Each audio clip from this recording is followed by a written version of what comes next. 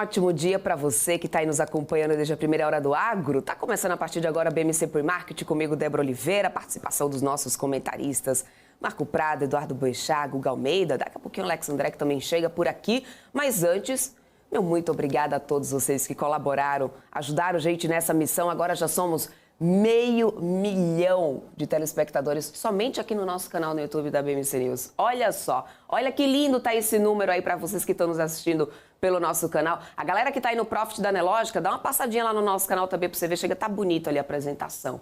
Muito obrigada, gente. Eu perturbei tanto vocês, né, nesses dias, pedindo inscritos, pedindo ajuda de vocês. Muito obrigada mesmo pela colaboração. A audiência de vocês é sempre muito importante para nós. Sempre será. Então, você tem parte nessa história. A BMC News está crescendo, mas é porque você está aí desse outro lado. Senão não faria nenhum sentido a gente estar do lado de cá.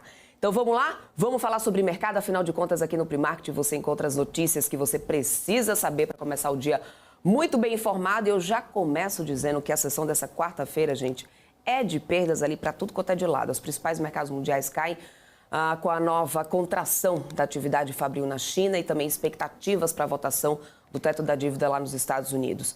Depois de passar por uma importante votação processual no Comitê de Regras da Câmara na terça-feira, a Lei de Responsabilidade Fiscal está provisoriamente agendada para votação na Câmara de maioria republicana na noite dessa quarta-feira. Mas foi tanta confusão nessa terça, gente, tentaram ali de última hora até derrubar o presidente da Câmara. A gente está pensando que é só confusão na Câmara aqui do Brasil, política, também tem confusão por lá também, tá?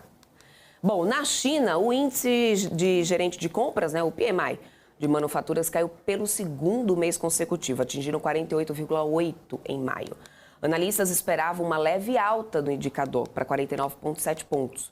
Os contratos futuros do minério de ferro em Singapura fecharam os negócios hoje em queda de 2,47% depois desses dados mais fracos da China, chegando a furar a casa dos $100, né? O minério de ferro a tonelada ficou em $98,85. Já em Dalian, na China, o minério foi negociado em leve queda de 0,42%. E a gente vai ficar acompanhando aqui durante o dia como será a segunda sessão, né, noturna dos contratos futuros de Dalian. Agora, nos índices futuros, a gente tem, olha, Dow Jones futuro caindo 0,21%, S&P 500 caindo 0,24%, Nasdaq futuro cai 0,59%.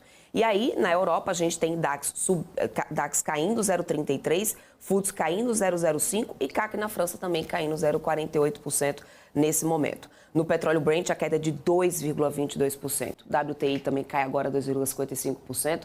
A gente já teve queda forte, inclusive, do petróleo nessa terça-feira. Isso acabou afetando de cara o setor aqui, ou seja, o commodity apanhou bastante nesse pregão de terça. Talvez hoje a gente veja um cenário parecido, mas sobre Ibovespa a gente vai falar mais daqui a pouquinho. Hoje por aqui o mercado acaba também avaliando, né, a piora, além do cenário lá fora, a piora do ambiente político por aqui, depois da Câmara ter aprovado o marco temporal, que eu vou trazer mais detalhes daqui a pouquinho. E também ter tido aí o MP do Bolsa Família, mas além disso, ter sido decidido pela postergação da MP dos Ministérios, que perde validade já amanhã, se não for votada pelo Congresso. Uma sessão já está marcada para as 11 horas da manhã de hoje, justamente para isso. Mas, de acordo com os jornalistas ali, colegas que fazem diariamente a cobertura na Câmara, né, o ambiente nessa noite de terça-feira era muito tenso pelos corredores ali de Brasília.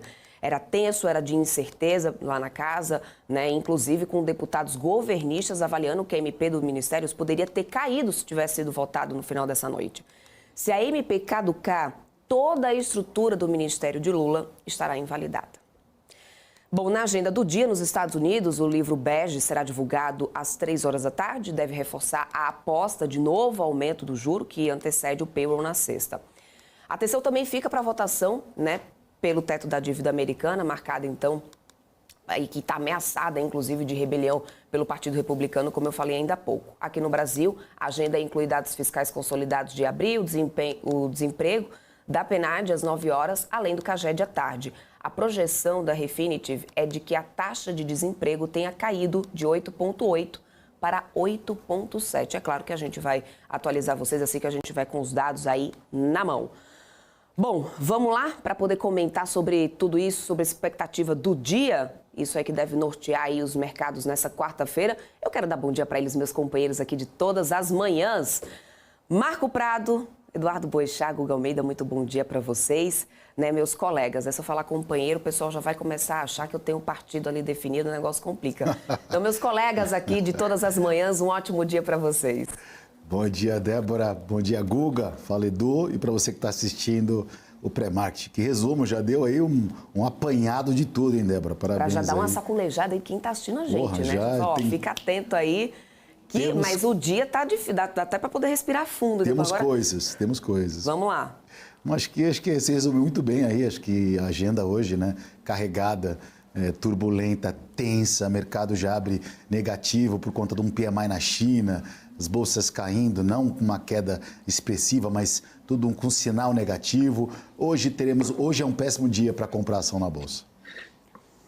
Eduardo Boechat, mais um dia, então será que a gente vai ter de queda por aí? Aí dessa história desse marco temporal. Bom, eu vou trazer mais detalhes daqui a pouquinho. Eu não quero nem entrar muito nisso agora, porque eu quero trazer detalhes disso, falar dos efeitos práticos, né? Mas olhando um pouco ainda para o cenário lá fora, antes da gente entrar aqui no Brasil. Esse PMI da China, ou seja, é mais um dado, mais uma vez, reforçando tanto que a gente não tem como a gente confiar, apesar da gente estar tão atrelado a essa economia chinesa, isso sempre refletir na Bolsa aqui no Brasil, né? Semana passada, bom dia, pessoal. Tá? Bom dia, Guga. Guga estava brilhando em algum lugar ontem, não estava conosco. Bom dia, Marco. Bom dia, Débora. PMI da China. Poxa, então eu li semana passada alguns comentários que o Brasil, a Bolsa vai subir porque vai subir ancorado na China e nos Estados Unidos. Mas se você olhar, se a gente olha, só olhar o índice lá da Bolsa de Hong Kong, cai todo dia. Vai subir como?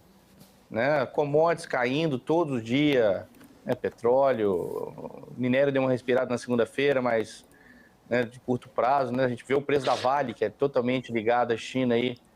Vale caiu, sei lá, mais de 30% nos últimos dias, né? No último período aí, na última queda acumulada aí da máxima para agora.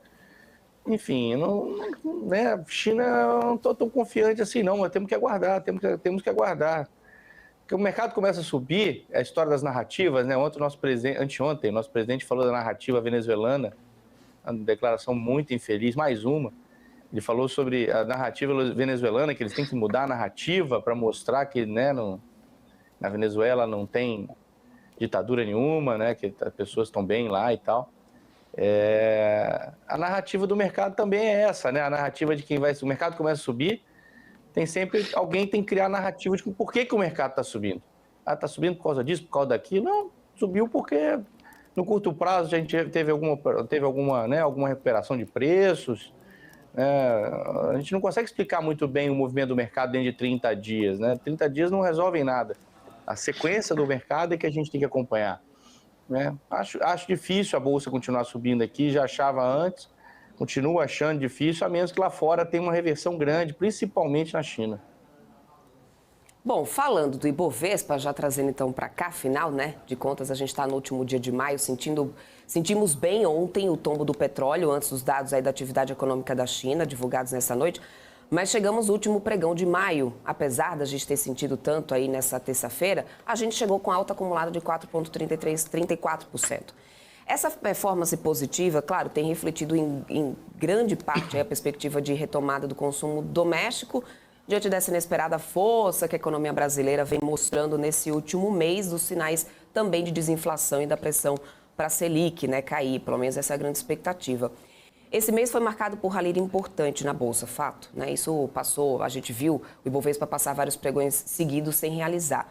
Nesse finalzinho de maio, o índice à vista tem estado mais vulnerável, com ajustes mais negativos, como a gente viu nessa terça. Guga, o Boechat já disse aí que realmente não acredita que a gente deva continuar, né, subindo, ou seja, a tua visão permanece a mesma, mesmo com esses ajustes, mesmo com essa vulnerabilidade que a gente está vendo, principalmente reflexo ali dessas commodities. Guga, bom dia para você.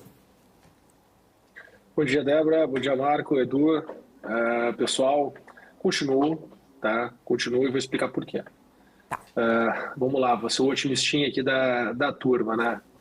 O Ibovespa te ajudou nesse mês inteiro, reforçou e chancelou aí sua expectativa. Até por questão de idade, né? Então, por exemplo, eles já estão com o patrimônio deles mais consolidado, eles têm que tomar menos risco. Então, eles têm que olhar para o mercado, né, de uma maneira assim do tipo, cara, eu não quero me envolver. Então, criam narrativas, né, que justifiquem, obviamente, né, as escolhas deles. Então, acho que está total, assim, muito alinhado com o momento de vida de cada um. Eu ainda estou construindo patrimônio, então estou ainda tomando risco no mercado. Preciso olhar o mercado com um certo Você é um otimismo. fanfarrão. Entendeu? Então, existe uma diferença grande. É verdade. Eu não preciso operar o mercado, eu opero de cada diversão, Guga. Eu opero o mercado de diversão. Estou dizendo de expectativas, né? De expectativas. Então, assim, qual o cenário que eu estou seguindo, né? Estou olhando assim. Pô, a gente estava com medo sobre a inflação no mundo, né? E era muito forte esse tema. E as commodities em preço mais alto, mais intensificavam, já que a palavra do momento é narrativa, vamos falar, intensificavam essa narrativa, né? Sobre a questão, né? Pô, dificuldade que a gente estaria com essa commodity naquele patamar de preço que a gente estava. Beleza. Se a gente for olhar para as commodities, né? Praticamente todas deram um espaço melhor, né? Desaqueceram e caíram seus preços. Com essa queda de preço, a narrativa do momento em relação a isso poxa, se os preços das commodities estão caindo, é porque as expectativas de que China poderia ter uma retomada, né, vai por água abaixo. Tá? O pessoal começa a duvidar dessa possibilidade, uma vez que olham para os preços das commodities, e os preços das commodities não refletem essa expectativa. Pô, legal, né? Só que quando a gente olha também por um outro ângulo, tipo assim, poxa, a China saiu da política de Covid-0 no final do ano passado, né? Então, durante muito tempo, toda a economia dela estava, de certa forma, reprimida. Em algum momento, isso tudo vai inverter, né? E se a gente for olhar assim, para alguns movimentos, pelo menos é o que eu acredito, tá, gente?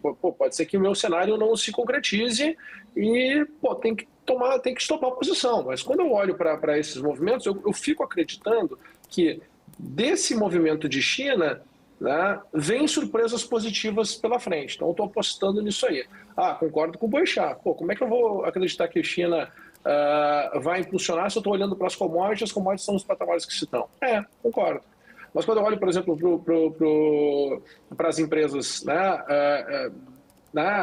eu vejo um outro cenário, eu vejo uma outra oportunidade.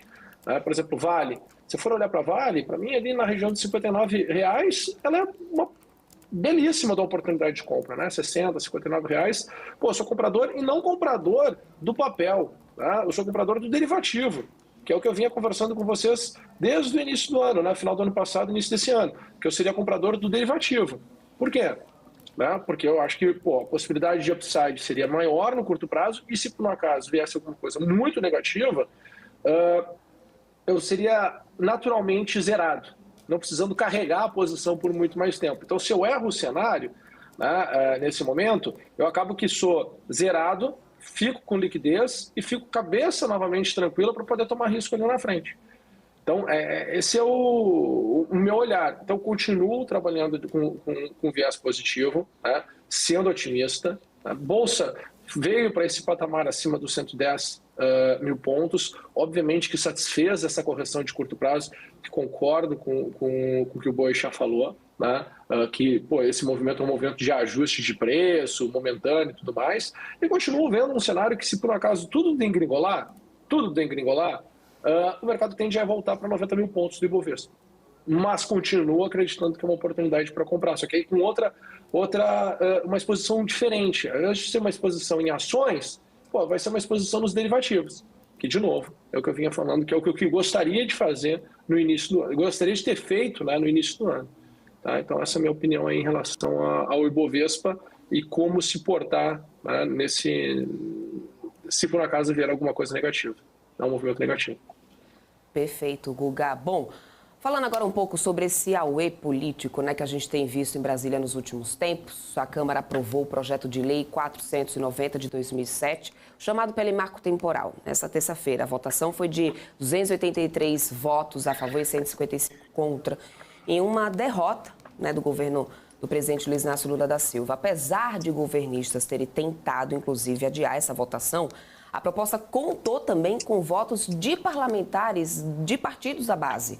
O principal ponto do projeto é estabelecer em lei que somente territórios ocupados por indígenas na data da promulgação da Constituição de 1988 podem ser demarcados como terras indígenas. O texto, que seguirá ainda ao Senado, era uma demanda dos ruralistas e foi votado sob protesto de parlamentares de esquerda e movimentos indígenas. A Frente, inclusive, agropecuária sustenta que o projeto dará segurança jurídica ao setor. E, segundo ruralistas, sem um marco temporal para poder servir de parâmetro para a demarcação de terras, haveria um risco, inclusive, de grupo autodeclarados indígenas reivindicarem terras hoje sob a posse de produtores rurais. Ou seja, é realmente uma vitória, se a gente pode dizer, para o setor agrícola.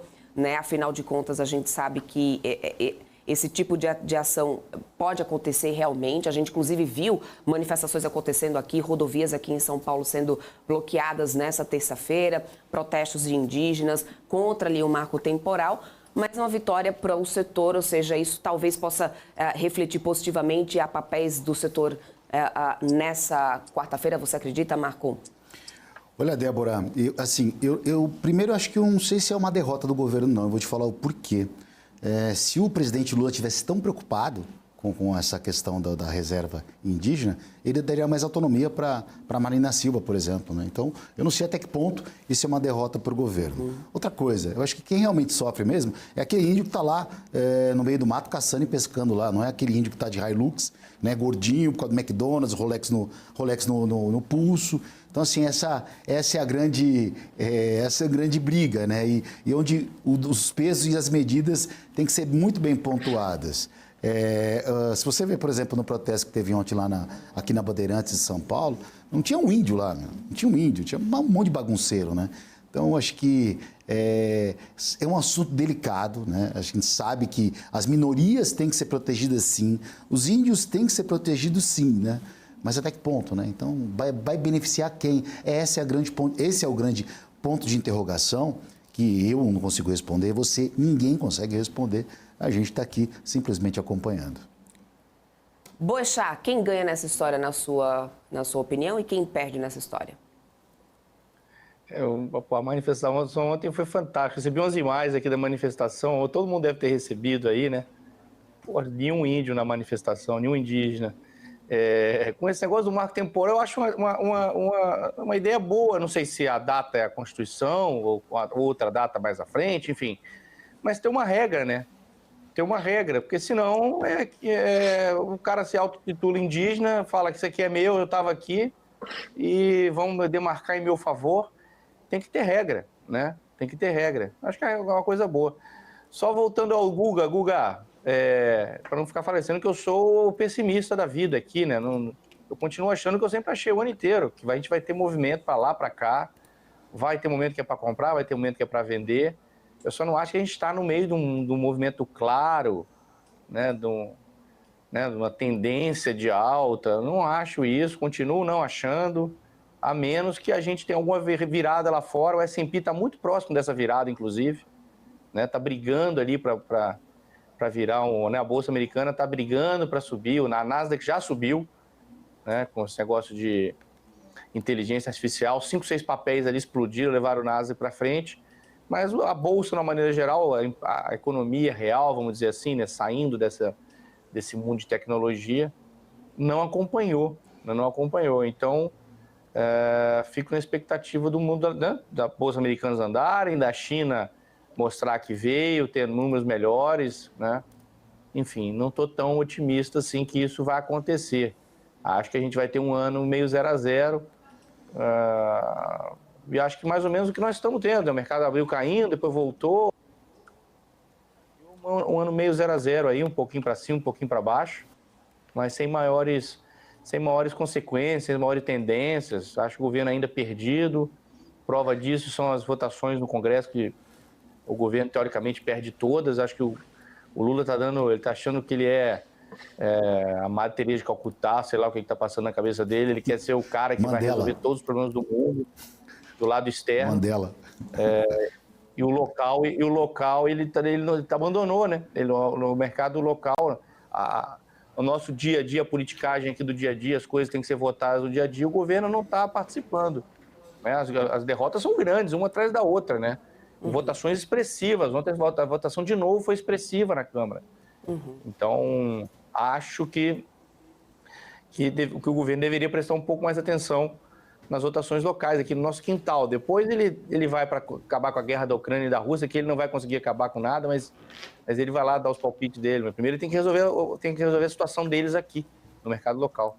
Mas aí entra aquilo que você começou falando logo no início, né, Boechat? Ao invés de aproveitar oportunidades para talvez até desfazer mal-entendido, aí o presidente aproveitou para poder reforçar uma narrativa, segundo ele, né? Toda essa confusão e essa imagem negativa, que foi isso que ele acabou conseguindo com essa vinda do Maduro para cá, o que pesa negativamente também sobre o Congresso, né, diante de um momento que tem pautas tão importantes para serem encaminhadas. E aí o presidente insiste em dizer que realmente na Venezuela o que se tem é uma democracia, ou seja, reforçando e criando ainda mais uma polêmica, o que de certa forma deve acabar refletindo também nesse dólar. Eu quero chegar no dólar com o Guga daqui a pouquinho.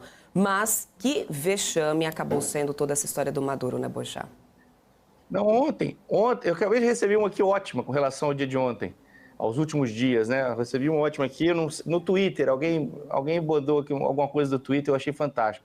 Imagina se fosse o governo passado, né? Se o Bolsonaro tivesse trazido um ditador para o Brasil, né? Recebido com pompas de Estado, com o exército batendo continência, esse cara fosse recebido no Brasil, afagado, né? O Bolsonaro já falado que no país dele não existe ditadura nenhuma, que é democracia. E no final de tudo isso, algum jornalista fosse agredido, como foi agredido ontem, o jornalista da Globo, né? Pela equipe ali, pela segurança do Maduro. Imagina se isso tudo tivesse acontecido no governo anterior. Pô, a gente falaria isso durante 3 anos, a imprensa não ia deixar esse assunto nunca, né? Não deixaria esse assunto morrer jamais. Né? E hoje, provavelmente, fizeram a notinha ali, hoje é outro dia, ninguém lembra do assunto, bola para frente. Então, o negócio da narrativa é uma coisa que a gente tem que tomar muito cuidado. As narrativas estão dominando o mundo, né? Principalmente com a internet aberta, né? Várias pessoas repetindo a mesma narrativa, e isso, às vezes, fica parecendo que é verdade. Então, a gente tem que tomar bastante cuidado com o que acontece, não só no mercado, mas em outras coisas da nossa vida também. Tá, me dá só o seu recado final, Boechat, eu preciso já me despedir de você. O que o investidor, num dia como esse, que a gente tem todas essas polêmicas ali no mercado, no cenário político, né, local, e também não dá para deixar de considerar esses dados negativos lá fora, qual que seria o melhor posicionamento do investidor para essa quarta-feira, na tua opinião? Hoje, aparentemente, moedas caindo, né? Moedas caindo, assim, as bolsas americanas perdendo um pouquinho, não é nada muito fantástico, estava caindo um pouquinho, mas moedas caindo. Acho que o dólar já vem bem pressionado, né? O real, na verdade, né? O dólar vem subindo nos últimos dias aí, principalmente com reprecificação de curva de juros. A expectativa de que teremos menos inflação, que os juros vão cair, isso diminui o carry trade, diminui o diferencial de juros Brasil e Estados Unidos e facilita a compra de dólares, ou seja, o dólar fez um movimento para cima, talvez a gente veja um pouco mais disso hoje, pelas outras moedas estarem perdendo, né? Talvez a gente deva ver um pouco isso durante o dia. Acho que continua sendo mais do mesmo, movimentos esporádicos, né? movimentos momentâneos ali. Tenta pegar movimentos curtos, eu não vejo nada muito estrutural, continuo sem ver um movimento muito óbvio. Acho que agora melhorou por causa disso, a bolsa agora vai subir 50%, 30%. Eu não enxergo isso nesse momento e por conta disso eu continuo nas minhas operaçõezinhas ali, bate a sopra, né? Entra, sai, e vou comentando isso ao longo do dia aí com a turma no Twitter, em outros lugares, no Instagram. A gente vai trocando uma ideia, tem a nossa sala também daqui a pouco, a gente começa, nossa sala ao vivo. Enfim, vamos conversando ao longo disso. Agradeço aí todo mundo pelo dia, já falei muito mal do governo hoje, amanhã eu falo um pouquinho mal de novo do governo. Valeu, cancelado, tudo num dia só. Imagina, você está aqui para poder dar sua opinião e ela é muito bem-vinda, viu, Eduardo Boechat? Muito obrigada pela parceria, um forte abraço para você, para todo o time da Active, até amanhã, tchau, tchau. Valeu, tchau. Daqui a pouquinho, depois do intervalo, aí eu venho com o Guga Almeida trazendo já a expectativa para o dólar. O pessoal do chat está pedindo, eu estou de olho aqui, hein, gente? Já vi ainda mais depois de todo esse burburinho lá de Brasília, como é que isso deve refletir? A gente sempre vê, quando a gente tem ruído político, a gente sempre vê impacto aí na moeda. Então, daqui a pouco, nada melhor do que ele, Guga Almeida, depois do intervalo. Ele traz essa perspectiva aí pra gente do dólar. Mas antes, eu tenho um recadinho aqui super especial para todos vocês. Só para lembrar, quem já está aqui assistindo a gente todo dia, eu tenho certeza que até já garantiu a vaga. Mas dia 5 de junho, grandes players do mercado brasileiro estarão reunidos no Encontro de Titãs. É uma ótima oportunidade para você aprender a como ter resultados investindo nos mercados dos Estados Unidos, Inglaterra, França, Alemanha, Japão, China, Singapura, Bélgica e ainda aprender a tradear, né, nos grandes polos financeiros do mundo, que possuem um cenário bem menos hostil do que esse do Brasil e que a gente tanto já aborda aqui diariamente. Tudo isso com acesso a uma plataforma tecnológica. Então você não pode perder essa oportunidade. Será um evento ao vivo, totalmente gratuito. É só você apontar a câmera do seu telefone para esse QR Code que está aparecendo aqui do meu ladinho, ó. Garantir aí a sua vaga ou também nesse link que está no chat aí já da gente no nosso canal do YouTube. Garanta a sua vaga. É uma grande oportunidade de você aprender com quem realmente entende do mercado. Então, eu vou para um rápido intervalo para você garantir a sua vaga no Encontro de Titãs e eu volto já.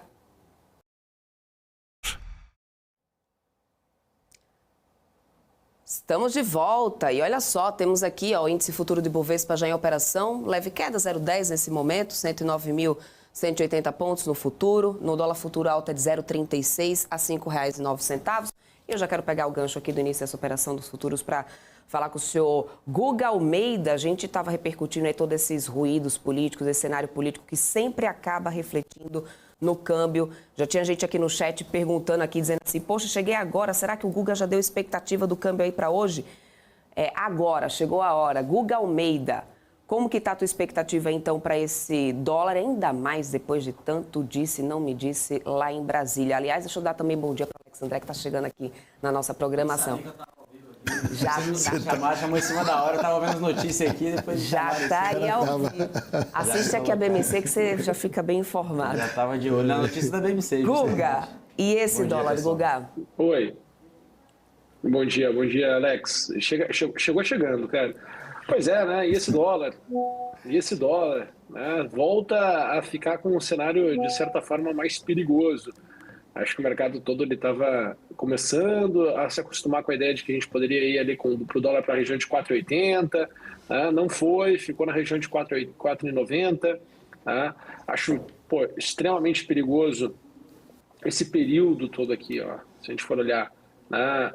Julho de 22 até aqui, o dólar, né? Apesar de ser um período de correção, ser um período de queda, o dólar ele caiu com muita dificuldade. Né? E se nós pensarmos em tudo o que aconteceu aqui nesse meio do caminho, né? Vários momentos, né? Quando a gente olha para dentro de Brasil, risco Brasil, risco político e tudo mais, vários momentos, né? Se teve um estímulo e uma vontade muito grande de comprar dólar. Né? Se teve uma sensação assim, muito negativa, né? Em relação ao que poderia acontecer aqui com o Brasil. Né? E a resposta do dólar, ao invés de ser positiva, ou seja, ele subir frente ao real, ele acabou sendo negativo. Né? Acabou sofrendo correção. Tá? E agora a gente chega mais uma vez num momento, né, que a gente vinha caminhando para um dólar ir para a região de 4,80, e aí se fortalece esse pensamento, né, de momento, e a gente percebe isso na curva de juros, né, de que estamos cada vez mais próximos de uma redução, do início de uma redução da taxa de juros aqui no Brasil, o que vai impactar, obviamente, que nem foi comentado ali no primeiro bloco, as operações de carry trade. Né? Então, isso faz com que os movimentos, né, o movimento ele se ajuste. Né? A gente precisaria de alguma coisa nova que fizesse com que a gente pudesse voltar, né, a acreditar numa desvalorização do dólar frente ao real, né, uma valorização do real frente ao dólar, se nós pudermos pensar. Né? E, quando a gente olha mais afastado para esse movimento, né, do dólar, existem alguns níveis que faz total sentido a gente ficar acompanhando, né, e esperando que possa voltar, né, a cotação. O primeiro nível deles, que a gente tem que olhar, é a casa dos R$ 5,25, tá? Acho que dali é o grande divisor de águas de curto prazo, porque superando a gente vai voltar a ver dólar a 5,50 do ano passado, tá? Então, vem ganhando força, já está aqui, ó, 5,11, tá?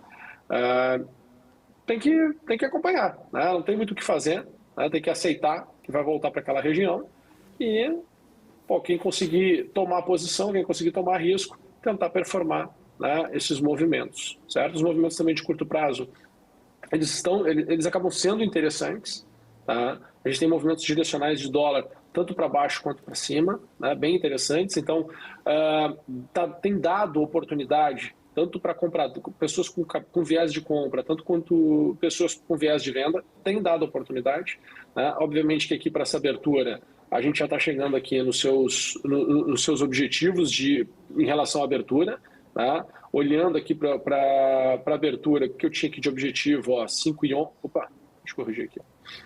Ó, 5,113,50, né? Era o primeiro objetivo, acima desse nível de preço, 5,142. Tá? O mercado não conseguindo se manter, tende a voltar aqui para a região do preço de abertura do dia de hoje, que é a região de 5,084. Certo, Débora? Então, esse é meu cenário, essa é a minha percepção aí para o dólar, para essa abertura para o dia de hoje, para a sequência, quem sabe, da nossa semana.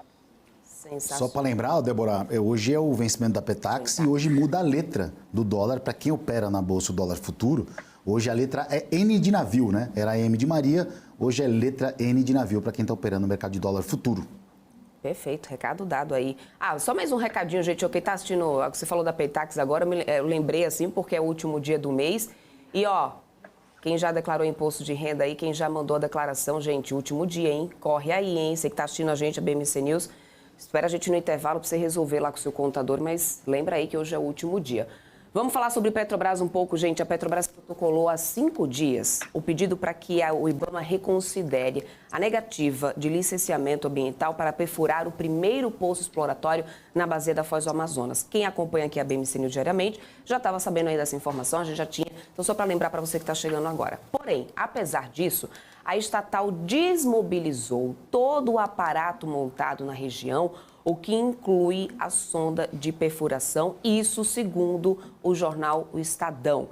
Segundo a publicação, segundo a reportagem, isso significa que a Petrobras não estaria apostando mais numa solução tão rápida para o caso. Lembrando que a gente também já teve o presidente Jean Paul Prats dizendo que isso deveria sair em 6 meses, não tão mais para agora, como vinha com aquela emergência, aquela urgência que a gente estava acompanhando.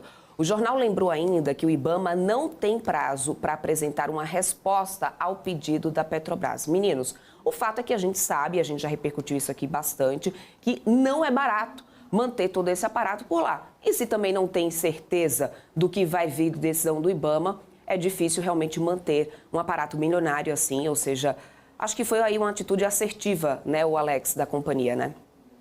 Débora, bom dia mais uma vez, Marco, Guga, todo mundo está nos ouvindo, nos assistindo. Em relação à Petrobras, eu vejo que é um movimento temporário, né?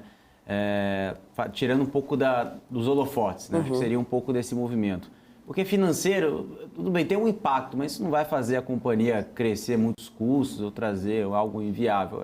Basicamente o seguinte, olha, vamos deixar a poeira baixar. Isso vai falar do Praxis, né? Deixa a poeira baixar, vamos parar de falar desse assunto, deixa os jornais esquecerem da gente. Quando todo mundo menos imaginar, a gente vai lá, né, na surdina lá com o IBAMA e tá tudo certo. Né? Isso não tem como não acontecer, né, Débora? É metade das reservas, né, olhando o planejamento estratégico da companhia, né, a nova fronteira do pré-sal, né? Não tem como isso não. E também, como o próprio Marco falou, né, o Columbre, sempre tinha falado disso, Marco, é um lobby político muito grande, os políticos estão lá em cima, né, no Nordeste, que vão ganhar royalties daí, então gera emprego, gera imposto, então é um conflito de interesses muito grande que, na minha opinião, não tem como não sair. Ou seja, tem que sair isso daí de uma forma ou de outra. E o planejamento da Petrobras, né, de 24 para 28 já foi postergado, que é já um indicativo claro que isso deve sair. Né? Era para sair agora em julho, e eles deixaram agora para publicar, se não me engano, agora em novembro desse ano. Então, ou seja, é um indicativo que bate nesse tempo aí que você falou muito bem, Débora, né, em relação até a resolução desse caso. Então, acho que é só questão de tempo e a Petrobras está tirando um pouco dos holofotes. Eu enxergo nesse movimento. Marco. A gente vê a manobra aí da Petro, né? Tirando um pouco o custo, porque deixar o equipamento parado ali é um custo diário e pesado, né, para a companhia. Tirar os holofotes agora, mas vê que o governo está teoricamente preocupado, né, com a licença ambiental do IBAMA, para poder agora fazer a exploração. Querem fazer do modo certo, ou do modo mais, digamos assim, bonito, visto aos olhos da sociedade. É isso aí. Marco Prado, eu já vou me despedindo de você, então já quero que você dê aí o seu recado final para os investidores nessa quarta-feira, com tanta coisa que a gente tem para acontecer, dados importantes, mas também um cenário político pesando, né? É verdade. Tem muita coisa para acontecer ao longo do dia que a gente vai trazer na programação, a BMC vai trazer a programação, porque não dá para a gente passar tudo de uma hora, né, Débora? Mas acho que próxima da sequência para o mercado financeiro, emprego de outros, 11 horas da manhã, o cenário do setor de emprego americano continua sendo o olhar sobre a inflação, né? Livro bege na sequência, que vai determinar aí o que as pistas se o Banco Central americano vai subir ou não os juros na próxima reunião. Então, assim, bastante coisa para acontecer. Então, vamos lá, ótimo pregão para todo mundo, continua na programação aí que vai ter muita coisa ainda pelo dia. É isso aí, Marco Prado, muito obrigada. Guga Almeida, não dá para ser diferente. Vamos dar uma olhada nessa Petrobras, inclusive. Vamos ver se, de repente, essa tirada de holofotes, talvez, né, junto com análise técnica, aí a gente possa trazer uma boa oportunidade para os investidores em relação à companhia. Vamos lá. Quando a gente olha para a Petrobras, a gente continua naquela região que nós vínhamos conversando, né, já há algum tempo, que era a região dos R$ 26,60. Eu comentava, olha, acho um pouco difícil agora no curto prazo nós termos alguma justificativa, né, ou o mercado encontrar alguma justificativa que faça com que o preço do ativo possa ir a R$ 30,50. Né, porque esses R$ 30,50 seriam uma nova máxima histórica. Né? Então a gente está bem aqui nesse divisor aqui. Né? E aqui conta um pouquinho, né, do porquê que eu também estou otimista com o mercado. Né? Porque apesar de podemos ter espaço aqui para uma correção, quem sabe voltar para 25, 24,50 por ali, apesar de termos espaço para essa correção, né, eu acredito que a sequência tende a ser positiva. A sequência tende a ser, em algum momento, ir buscar os R$ 30,50. Tá? Só que nesse momento, né, e a gente já vem falando isso já algumas, acho que fazem umas 2 semanas, né, neste momento aqui, que era o curto prazo, que era o curto prazo, né, que a gente está vivendo nesses últimos dias, né, o mercado ele tenderia a ficar mais lateralizado. E, de fato, tem ficado mais lateralizado. Né, com o pior cenário voltar ali para esses 24,50. Né. Então, foi o que eu comentei, né? Poxa, quem tomou posição mais abaixo e está alavancado era a situação para reduzir posição. Quem tem posição e quer, de certa forma, criar uma certa proteção leve, né, poderia financiar a posição, né, lançando opções. Quem está com receio poderia comprar put. Né? Então, tinha várias alternativas para fazer nesse patamar de preço. Né? Depende muito do que está está precisando fazer com sua carteira, com sua posição. Certo? Mas eu continuo com o mesmo cenário, Débora e Alex, e pessoal, não mudou nada, absolutamente nada. Né? Obviamente, com o passar do tempo, né, o mercado vai perdendo o momento, né, daquela inércia positiva que a gente estava tendo e fica mais disposto a ter uma resposta negativa de curto prazo. Tá? Os investidores, porque querendo ou não, os investidores estão buscando o quê? Taxa, né? E taxa o que é? É variação de preço dentro de uma janela de tempo. Né? Então, as duas coisas são muito bem mensuráveis. Né? O quanto oscila dentro de um período. Né? Hoje, né, consegue, com essa dinâmica de mercado que nós temos hoje, se a gente for ver as expectativas que se tinha dos analistas em outubro do ano passado, era totalmente diferente de dezembro, que era totalmente diferente de fevereiro, que era totalmente diferente de abril, que já é totalmente diferente do ano de agora. Então, a dinâmica de mercado ela é muito intensa. Né? Ela é muito intensa mesmo. Certo? Então, a gente precisa, né, ir buscando quanto a gente consegue performar em cada uma dessas dinâmicas, cada uma dessas janelas, e tentando ter a cabeça mais adaptativa possível, porque o mercado de fato está trazendo muita oportunidade. Quanto mais a gente fala sobre volatilidade e a presença de volatilidade nos mercados, né, isso é sinal de que, de fato, está tendo muita oportunidade para quem quer ser dinâmico com o mercado. né? Talvez aquela narrativa do passado, né, de você tomar uma posição de um ativo e deixar né, ela na sua carteira por anos e anos, que isso vai te trazer um grande retorno, pô, isso não me parece ser muito assertivo, né? Assim como também terceirizar a responsabilidade pelo teu retorno em cima de renda variável também tem se mostrado, né, de certa forma ineficiente, porque também as dinâmicas do mercado exigem, né, instrumentos e maneiras que você possa, né, entrar e sair com mais velocidade dos mercados. Então tudo está mudando, né, tudo está mudando, não adianta ficar sofrendo, né, o mundo é completamente diferente, o mundo é completamente e vai ser completamente diferente nos próximos anos, tá? Até mesmo porque a gente tem visto aí entrarem outros participantes com outras forças, com outras tecnologias, o que vão fazer com que as dinâmicas de mercado também mudem da forma como elas eram no passado. Bom, só para poder a gente ir encerrando aqui, Alex, eu queria um comentário rápido aqui seu sobre Vibra Energia, que comunicou que o Conselho de Administração aprovou a criação da Vice-Presidência de Energia Renovável ESG, posto que será ocupado por Clarissa Sadoc, com prazo de gestão de 2 anos. O Conselho também elegeu Augusto Ribeiro para o cargo de Vice-Presidente Executivo de Finanças e Compras de RI, com prazo de gestão de 2 anos também, a partir já do mês de julho. Isso agrega valor na companhia, ou seja, é um olhar a mais ali pelo ESG? Como que você vê esse posicionamento da companhia, Alex? Débora, é um posicionamento institucional que precisa ser feito, até porque pela companhia ser né, dentro de uma cadeia, né, de combustíveis, né, quando a gente olha combustíveis fósseis, a companhia indo para esse olhar, né, principalmente por biocombustíveis, né, fazendo toda essa parte de ESG, para não ficar né, de fora, né, de outros players que estão indo nessa direção. Então, acho que seria um pouco mais da demanda do mercado e também, enfim, atrás das tecnologias que podem trazer mais eficiência, não só pela parte ambiental, mas também eficiência energética. Acho que esse é um ponto interessante que a companhia tem feito e que outros players também têm seguido esse mesmo modelo, esse mesmo rumo, Débora. Perfeito. Muito obrigada, Alex. Já me despeço de você. Te aguardo aqui amanhã também para poder a gente fazer junto esse pre-marketing. Um ótimo dia para você, Alex. Obrigado, Débora. Sempre um prazer. Um abraço, Guga. Até mais.